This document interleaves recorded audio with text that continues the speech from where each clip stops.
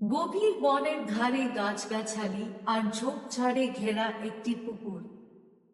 সেই পুকুরে বাস করে এক কচ্ছপ আর বড় একটি গাছের গোড়ার গর্তে এক শেয়াল। দুজনের মধ্যে ভারী বন্ধুত্ব। একদিনের কথা, তারা সুখ দুঃখের গল্প করছিল। সেই মুহূর্তে আচমকা সেখানে লাফিয়ে পড়ল এক গেছো বাঘ। ক্ষিপ্রগতির ধূর্ত শেয়াল বাউলি মেরে সটকে পড়ল, কিন্তু চাকা লাগানো গোল চাকতির মতো পচ্ছক্ত গড়াতে গড়াতে পুকুরের দিকে যেতেই তার ওপর হামলে পড়ে গেছো বাঘ। পা দিয়ে তাকে চেপে ধরে ঘাট মটকাতে গিয়ে দেখে ভারী বজ্জাত আর কৌশলী তার শিকার।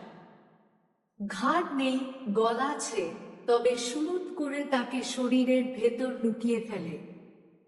কি করে কচ্ছপটাকে খাবে বাঘ তার কোনো কায়দা করতে পারে না। কচ্ছপের পিঠের আবরণ এত শক্ত যে তাতে দাঁত ফোটে না, নখ বসে না। কোন রকমে যুদ্ধ করতে না পেরে বাঘ এদিক ওদিক তাকায়, উপায় খোঁজে।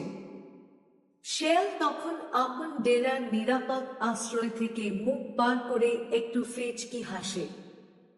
তারপর বলে, মামা, তুমি এক নচ্ছার জীবকে ধরেছ। এই জিনিস খেতে ভালো, একেবারে মুরগির মাংসের স্বাদ পাবে।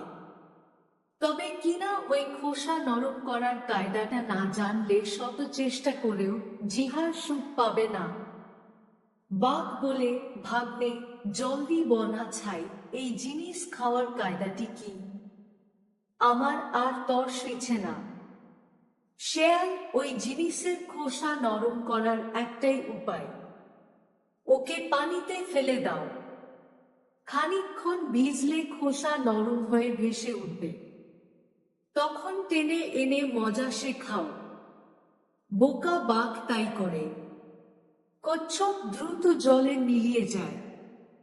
শেয়াল বলে, মামা, বসে বসে অপেক্ষা করে আর তোমার খাবার তৈরি হয়ে ভেসে উঠবে। শেয়াল বন্ধুকে বাঁচাতে পেরে খুব খুশি।